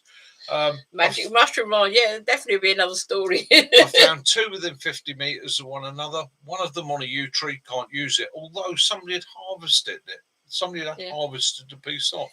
Yeah, of course, you give a shout out to Ali's ring. And Sticks, can you or Kitten, can you put up Ali's channel for us, my loves. Yes, yeah, if you could. Yeah. Right. So anybody that's new, Outdoor Ali's, gentleman in Scotland, he has some great adventures. He does a fantastic live. It's on in the evenings. It's quite often the perfect time for our American friends as well, because it's quite a bit later. Hope you have a nice time camping. Please dive over, show him some love and support. That's Outdoor Ali. He's having a bit of a rough week. So yeah, it's not there's a link there. Kitten Killer's put it up for us. Yeah, please dive over. And any of you that have got a channel, stick the name of your channel up, and we'll support you. Because again, this is community. No, Ali, don't feel bad asking, brother. No, do not feel bad asking. All right, do not feel bad asking at all. We're about supporting other channels and building a community. You're part of this community. You have been for the last couple of years. Yeah. So, you're a brother. Yeah. I know that if I reached out to you, if I was up in Glasgow, my car broken down, stuck in the middle of nowhere, thinking, what the hell am I going to do? I know I can pick the phone up, go, Ali, I need some help. You'd be there. Bye, Pembrokeshire. So it's all about supporting one another. Ali's got some brilliant lives, hasn't he? And I love Ali's musical section. I used to absolutely adore that. So he actually, in actual fact, Ali, you supported me when I had that kidney removed, and I was sat in bed all through the night in absolute agony, hardly able to move. One of the things I knew I could do, Ali's on. And it would come up, and you would make me smile, mate. You made me forget about the pain and the suffering for the couple of hours that you were doing your life. So thank you, thank you, brother. Don't ask Ali if your car breaks down.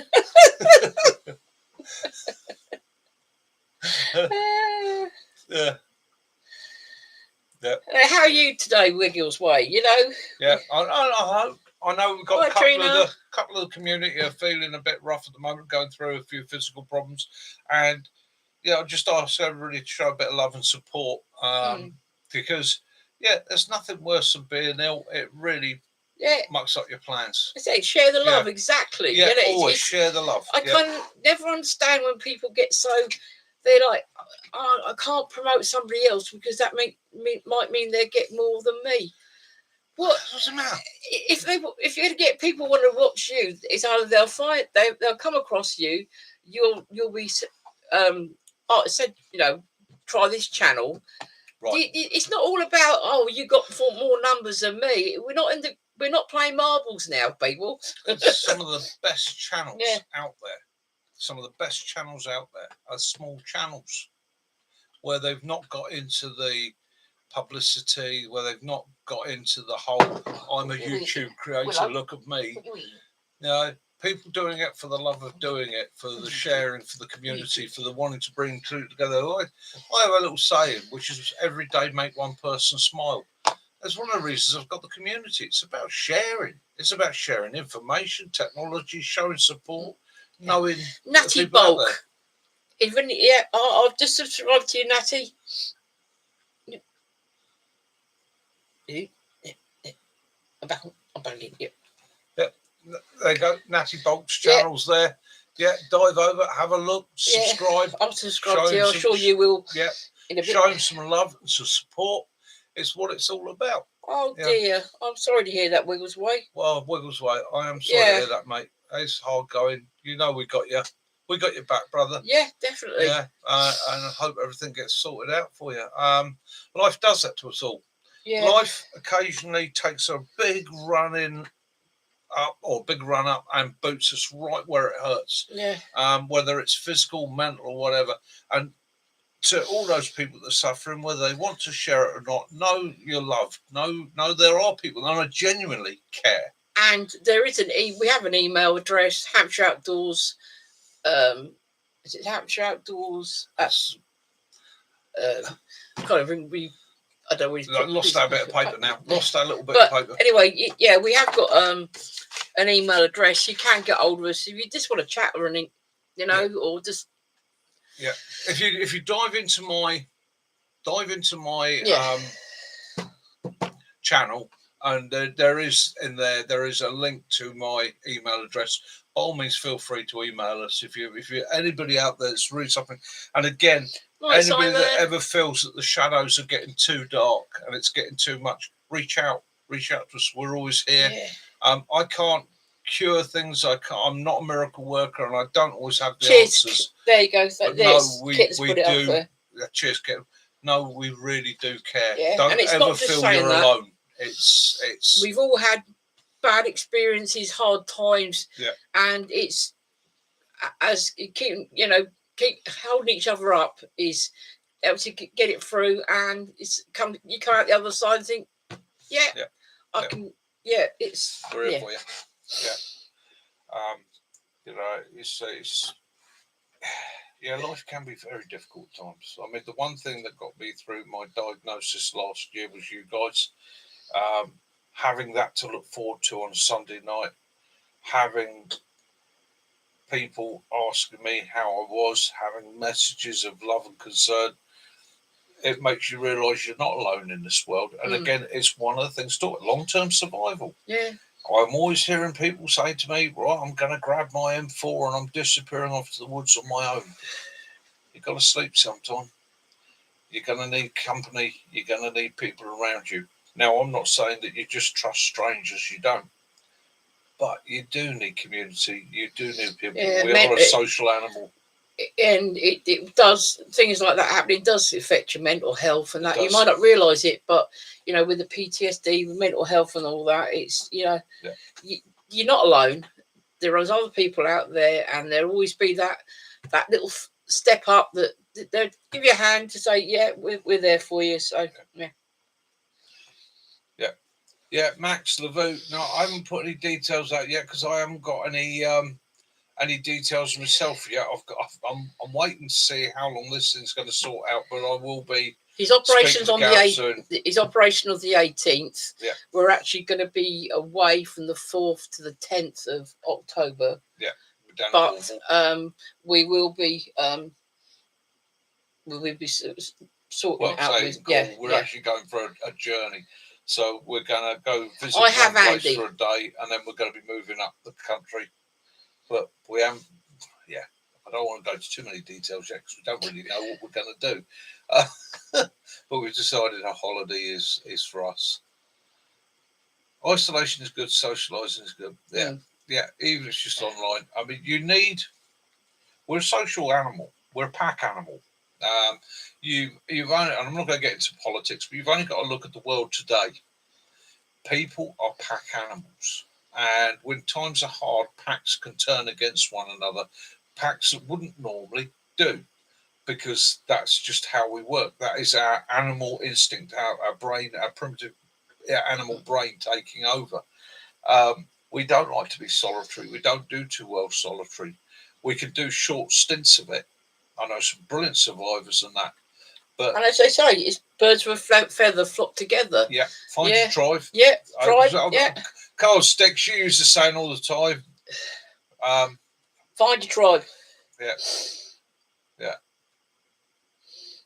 It's what it's all about. Andy outside, hiya, mate. Oh, thank you, Bill. That's very sweet of you.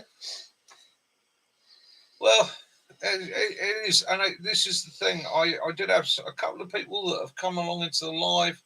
Didn't find it's their sort of thing because I'm not showing off my M4 and I'm not pulling out 10-inch Bowie knives and stuff like that. I've got plenty of survival kit.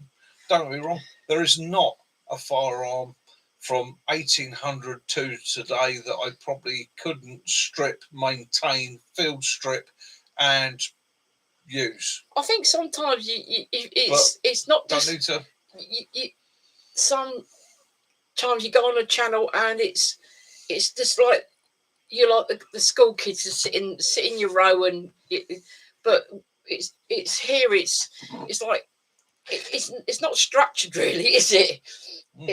You might have some information that we've got together. We made a point of getting some info. Sometimes we don't. Information like I give out tonight usually comes from people asking me questions, and I will be 100% honest with you. I don't always have the answers, but if I don't have the answers, you've made me think about it. So I will go and speak to people that do have answers, and that's just what I do. I try and be Nobody's got the perfect method. Nobody's got the perfect answer.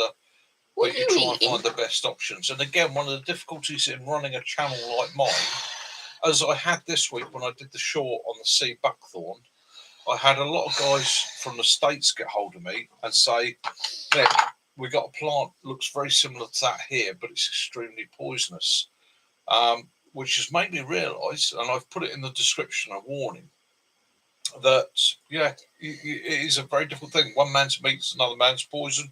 What's But right here is Natty, wrong there. I like the old traditional recipes, and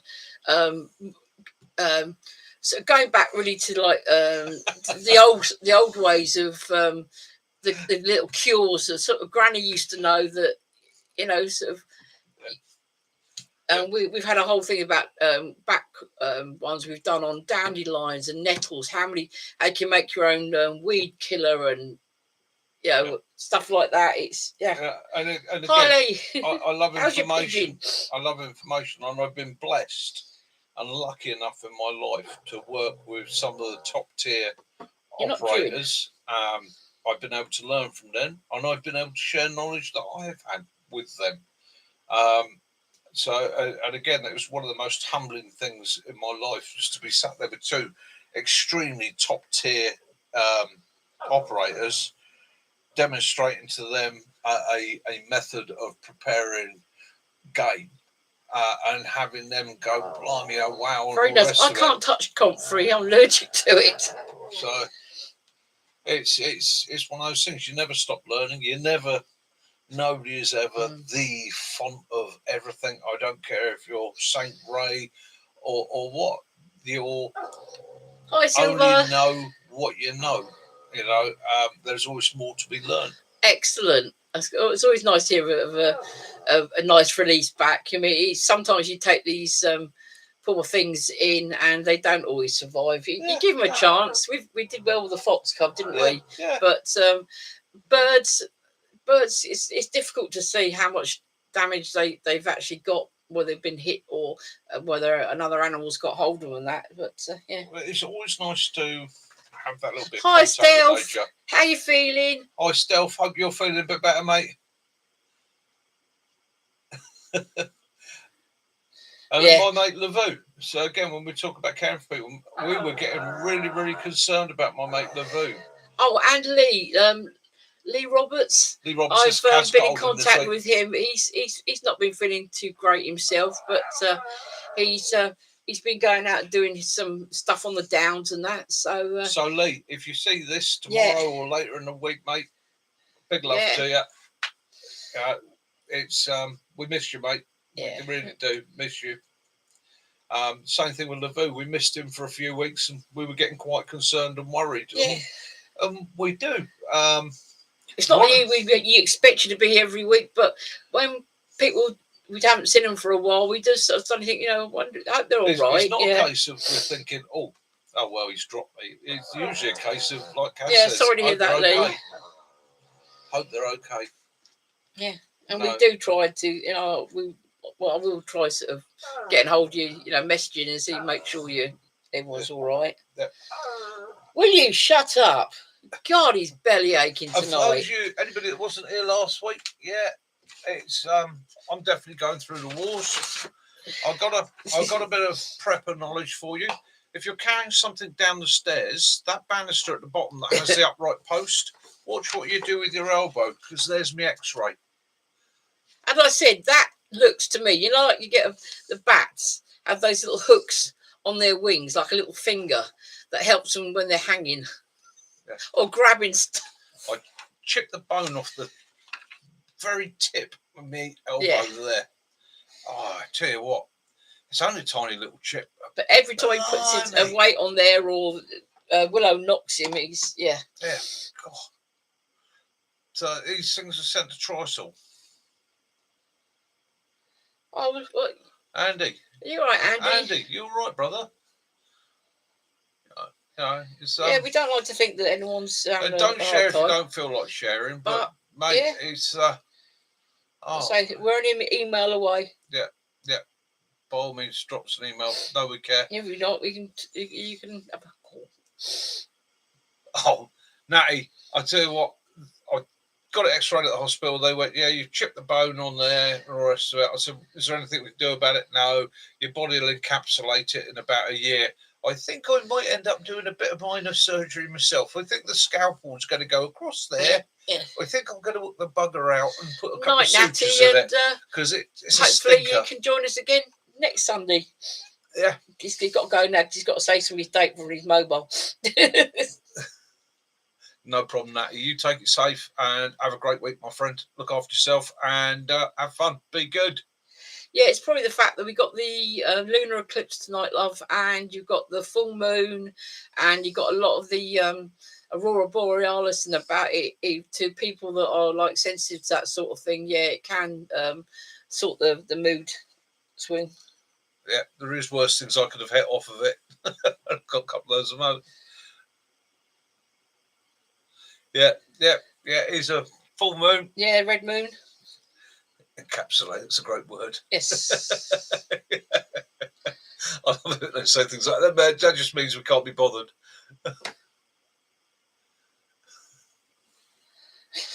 Oh, yeah, we had rain. Nice. We had yeah. Yeah, sometimes life can get a bit hectic, can't it? Lavu, I'm so pleased to hear that. I'm glad to hear that. Yeah. Right, 15 minutes to go, guys. I wish I was well after. I'd love to take your little ponies for a walk.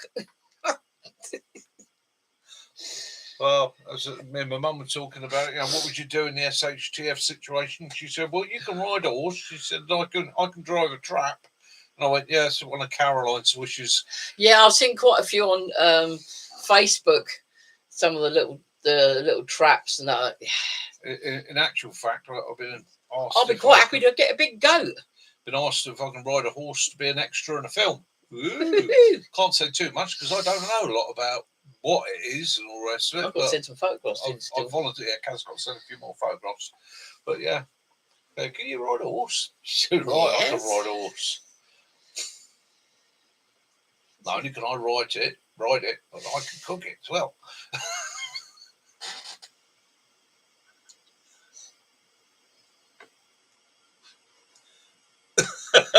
All right, lovely. I'll give you contact tomorrow, Katrina. All right, take it easy, love. Yeah. So Max is converted to the Lavu. He's a Lavuist now. Oh, love that. Oh, D. Peach cobbler. Peach cobbler. Oh yes, yeah. Sugar, butter, and yes, more butter. Yes, too right. Yes. No, that margarine malarkey. It's got to be butter. Margarine's only got two uses. One's deterring squirrels, the other one's greasing bicycle chains. Will you stop moaning? It's Oh, really? I remember getting asked once by somebody how they made butter, and I said it was quite cruel, really, because the cow has to stand on a vibrating plate for about an hour. You're from a dairy farm, aren't you, Max? Yeah? Will you stop it? How do they make butter? I said, same way they make clotted cream. She said, what's that? I said, well, they vibrate the cow. It produces a butter and they milk it. That's like a YouTube video we saw yesterday. The little girl was going like that on her mum's boob. And the dad said, what are you doing? She's making milk. Yeah. Oh, nothing like a bit of peach cobbler. Well, we have for a little treat, we have got some clotted cream, ice cream in the freezer. And I might have some of that with. Got some blueberries as well. Yeah. I've ever milked an almond. No, see, the problem is you can't get the suction cup onto their udders. It just, you actually told someone the other day that about honey. He said that you have to have really tiny little fingers because you've got to milk the bee for the honey. And she. Jason, take it easy, mate. Get back to your editing. We'll look forward to seeing it. You take care, brother. It definitely did a very low score. Toxic digestive for the crumble, though. I always like to put porridge oats in some of my crumble because it makes it nice and crispier. Yeah. Oh, I love my horse. I haven't, in all honesty, I haven't ridden for many years. But, as we say, it's like riding a bike at the end of the day. All right, don't get me wrong. I know it's Andy, have a good week, my love, and we'll sort that out for you. Your photo. I keep meaning. It's been so busy this week. Oh, nice.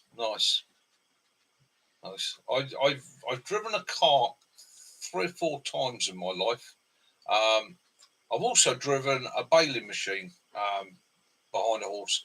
My first experience with a cart was literally get on and do it. The old boy sat next to me and he went, right, you just give it a flick like that and tell him to get on. And he said, and away you go. So how do I stop him? And he said, well, you just rein in slightly. I was like, right, fine, pretty much like riding a horse anyhow. And then the next one I got on was at a local show. Shush. And I was chatting to the guy that owned the horse, and I said to him, oh, as a nipper, I got to drive a cart. He said, do you want to get on and have a go? And I said, yeah. And I got on, and I flicked the reins, and the horse wouldn't move. And he looked at me, and he went, no. He said, what you need to do, he said, his next jumper, you need to rein in to make him go. You've actually got to holler at him and oh, good. tell him to stop. And I was all right. But that was a lovely horse. He was so gentle. He was literally, he's what my aunt used to call a plodder. He wasn't going to get stressed about nothing. He knew what you wanted him to do, and he just did it. It's one of my dad's uncles was famous for getting drunk at a local pub and getting onto his cart. And the poor horse would walk off home, and it wasn't unknown to wake up in the morning and see the cart stood in the garden with the guy asleep on the back of the cart. The horse had brought him home. Wonderful animals, very, very intelligent, very, very clever. What people put people off horse riding is the fact that you are so high, because you've got the horse, you got the height of the horse, plus you've got from your butt to your head. Yeah. On top of that, so it really seems high. The thing I always loved about it as a nipper was the connection, the connection of trust. And it's not just you trusting the horse; it's the horse trusting you. You become a partnership. You become a team, and you've both got to do your part. The horse relies on you to be intelligent enough not to do something stupid, as much as you trying to persuade the horse not to do stupid things, like spend 10 minutes staring at his own reflection in a puddle, which one of my horses once did. It just stood there, and no matter what I tried to do, it just kept staring and staring and staring. I was convinced that he thought it was a hole he was going to fall into, and there was another horse looking back out at him. Eventually, it was a case of get off and lead him round it. But there you go. He trusted me to make sure he was safe, and I trusted him to keep me safe. That's what you got to do. Yeah. My butt's getting That's Rainbow Man, yeah. Yeah. Yeah, that's to see the. My butt was on my head. Yeah. Don't get me wrong. Yeah, my cousin's she had a black and white pony called Carnival, and I was on it one day, on bareback one day, and the Labrador decided it'd be fun to walk between its legs, and his ears went back, and it started pounding towards the end of the field we were in. And at the end of the field was a big pond, and I knew damn well where he was going to take me. So I managed to flick my leg off and jump off him before he decided to send me for a swimming lesson. Well, that's how we started out, wasn't it? It was just bringing the horses in, and learning to understand and have appreciation. And I owe my Aunt Liz the biggest gratitude in the world for giving me a love of horses, ponies, and so on, and an understanding of how important these animals are in our history, and how they could also be the answer one day in the future. Oh wow, category for a working horse, 1976. Nice, Andy. Yeah. I do love an agriculture show. We went to a Shire horse show a month or so back, didn't we? Yeah. And that was nice. Yeah. To see the big horses. I mean, don't get me wrong, like anybody I'm very respectful of them. Big animals, powerful animals. If you don't show them that bit of respect, you've got to get to know each individual. As much as people, they are all individuals. I see people sometimes get overly confident with cattle and horses. You know, I've been around them for years. I'm fine with them. I love it when you see someone who's got a more of a cartish type horse, and they're taking them out to do the jumping, and you got these very posh ladies on their very nice animals, and it's a look there, and it's this really big clunker sitting there on the end, and it just runs circles around their posh horses because it just loves to run and do stupid things. Yeah. Anyway, that's about right, guys. Oh, you lovely people, guys and gals. I am coming to the end of my second bottle of cider. I'm feeling a bit bleary-eyed. I've only got the first one, and I'm feeling like cheese on toast. Funnily enough, does he look like it, peoples? Maybe a bit of Gouda. Thank you, lovely. Are you saying my feet's are smelly? Nope. So, right, T, my brother, my man from another mother. Yeah, you have to watch, especially poor men. It's bad enough for us girls keep hitting it on the straight when it's striding up and you stride down. But you poor men have got other places there. Well, there's two ways of dealing with that. One is to ride fancy, or the other one's to ride working. I tend to ride working. They're like definitely more dangerous than motorbikes, aren't they? Yeah. Right. Night Wiggles way, take it easy, have a better week, and yeah. For all those of you in difficult times, for all those not feeling of you that are suffering, for all those of you that are unwell, for all those of you that might feel a bit lost and lonely, know this much. We're here for you every single Sunday from 2000 hours. Things will always get better. If you don't want to talk it on the chat, get hold of us. We'll have a chat with you, whatever. Yeah. And as a very wise Indigenous man once said to me, just remember this, white fella, the sun will come up tomorrow. Right? And it does. And it comes up brighter and better eventually. So there is always light at the end of the tunnel. But we love you all very much. We do care about you. We do think about you. Thank you for being part of my community from the bottom, or our community from the bottom of my heart. When I say ours, I don't just mean mine and Kaz's, yours as well. You're as much part of this and my channel as I am. Thank you for giving me the courage and encouragement to do this on a Sunday night. It's much appreciated. Much appreciated. Oh, and by the way, I am flying my Union Jack at the top. Yeah, we've got a big one in my garden. It's a 5 foot by 3 foot, and it's been flying. Yeah, it's flying proudly out there. Willow's got a Union Jack bandana coming with his name on it. Yeah. So, yeah, that's about as political as I'm going to get. Yeah. Right. So, with that, I will say to you all, love those you do. Forgive those you don't. May peace and light be upon you all, this glorious world of ours. Until next Sunday, take care, stay safe. I hope you'll get better soon. Ali, I hope you feel better in the next few days and get a chance to get out. Lee, I hope you start feeling better. And Max, definitely Max, watch that chest. And yeah. And for those who've Mrs. done Max, if you need to, 999. If you need to, clonk him on the back of the head, knock the bugger out and phone 999. And for those that have done films this week and we haven't caught up with them yet, we will catch up with them. Yep. But for the ones that we've seen so far with Sticks, Owen, and I've got to sit on the computer tomorrow morning and do some comments. Keep up the good work. And to the handsome kitten, yes, and the lovely Portia who are out perusing. Oh, I could just do a bit of baguette with fromage. Francais. Have a great time. Enjoy your holiday. I will send you that 3 words kit. And we will see you on your return. When you come back. Yeah, definitely. In fact, that's my mission for tomorrow, is to drive up there, grab the 3 words for it, send it to him. Right, that's it. Mickey's out of here. He's going to take Kaz downstairs. make us something nice to eat, and get himself some cheese on toast, And feed the dog.